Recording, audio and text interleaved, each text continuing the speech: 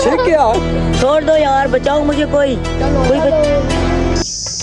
हाँ, आज तो मैंने पूरा 50,000 बैंक से निकलवाया है। ओ भाई शोर मत मचा, हालात खराब है, कहीं जो चोर आ जाएंगे तो हमारा क्या बनेगा। अच्छा, जी हाँ, आज तो नए मुर्गे फंसे हैं पूरे 50,000 वाले। चलो चलो कौन है? कौन है? बैठ तो बैठ। बैठ जाओ, बैठ कौन जाओ, है यार? बैठ जाओ। ये देखो,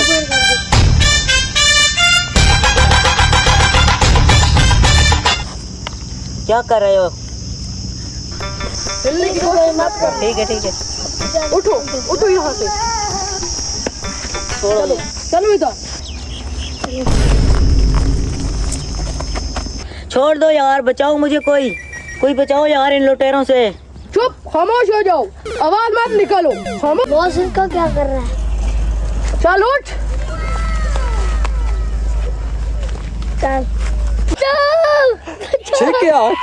बचाओ बचाओ बचाओ, मुझे बचाओ। इन दोनों को कुछ चालाकी बात करने देना, मैं खाने पीने का इंतजाम करके आता हूँ।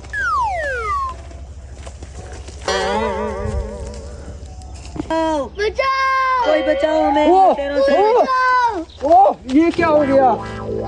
ये किसने किया? हाँ, छोड़ो मुझे।